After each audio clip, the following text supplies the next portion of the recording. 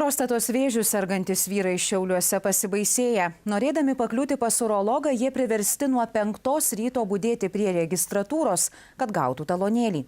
Tačiau net ir naktinės eilės negarantuoja, jog gydytojas pagaliau apžiūrės. Mat pasiseka kone 1 iš 10. Šiaulių onkologijos klinika teisinasi, kad urologų tiesiog trūksta. Šiaulių onkologijos klinikoje prie registratūros nuo 6 ryto grūdasi kelios dešimtys prostatos vėžių sergančių vyrų. Visi jie tikisi patekti pas gydytoją, pasitikrinti, ar liga neatsinaujino, pasidaryti tyrimus. Zigmas eilėje 2. Eilėn stojo praktiškai naktį, dar net neišaušus. 5 ryto? Taip. Todėl, kad antradienį nepriėjom. Saviem buvo žmonių tiek, kad laukia net savėje ir paliko kokį 10, nebeliko talonų. Tai kodėl 2 valandas iki ligoninės atidarymo atėjot? Tai neprieinama, kitai praeitą kartą buvo atvažiavęs, atėjęs vėliau, nepriejau. Ir šiandien 2 kartą atvažiavau pakartotiną. Aš antradienį nepraėjau, šiandien irgi buvo atėjau. Gan anksti atsikėliau 5 valandą.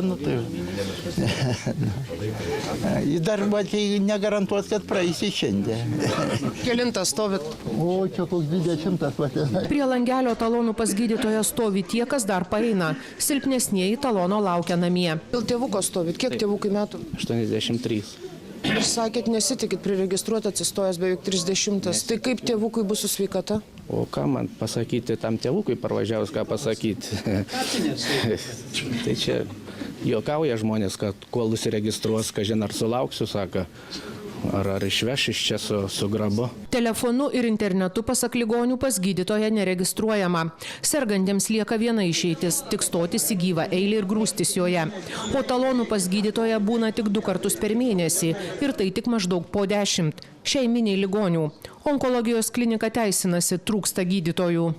Tai susidarė dėl gydytojų urologų specialistų trūkumo.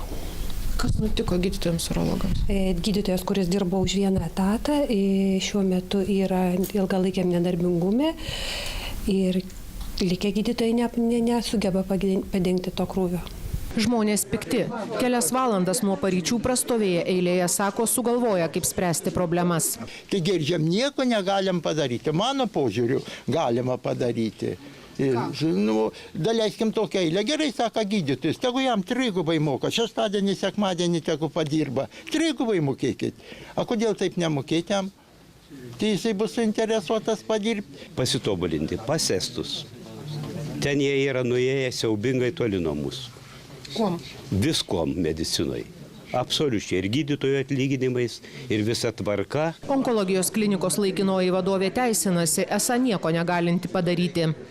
Padidino krūvius dirbantiem gydytojam, ieško naujų specialistų ir tiesiog gydytojai dirba virš savo krūvio, priima daugiau pacientų. Kiek tų gydytojų taip daro? 2 gydytojai urologai dirba.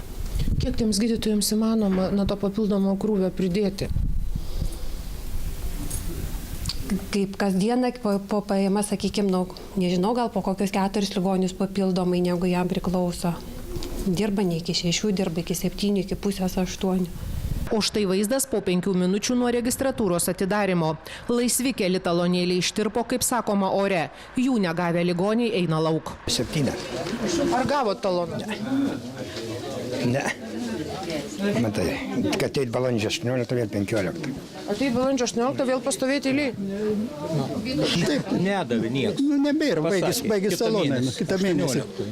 Pasakė 15 arba 18, vėl stovėjai.